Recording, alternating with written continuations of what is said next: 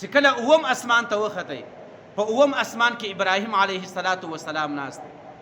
جبرائیل ورته فرمایي چې دا ستا پلار دی، ځکه محمد رسول الله د ابراهیم علیه السلام په نسب کې پیدا شوی دی.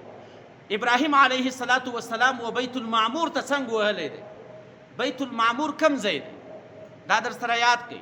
بیت المعمور د مکی شریفې پر برابر باندې په اوم اسمان کې یو ځای جوړ دی، هغه د بیت الله پر برابر باندې ده. که چیرې بیت المعمور لاندې راشوسي، خاص به د بیت الله پر چت باندې پروت وي. بیت المعمور بیا د ملائکو کعبه ده. پر بیت المعمور باندې د ورځې 80,000 ملائکې طواف کوي.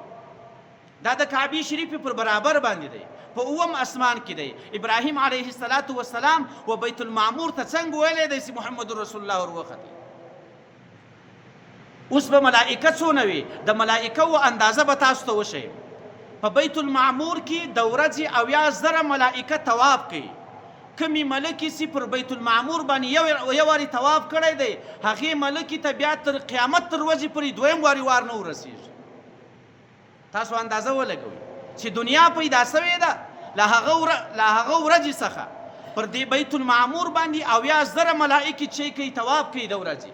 هرې ملکې چې د دنیا په اوله ورځ باندې طواف کړی دی، بیا د قیامت تر ورځې پورې هغې ملکې ته وار نه ورسېږي.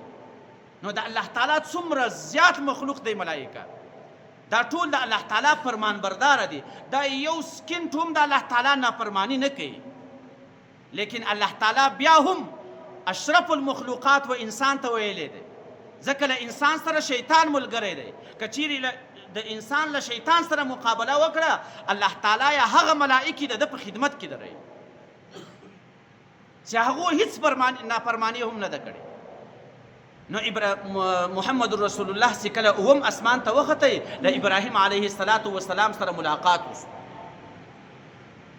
ابراهیم علیه السلام هم مرحبا ورته وایي چې ای زما زویه، زه تا ته مرحبا وایم او د الله تعالی نبی خاتم الانبیا.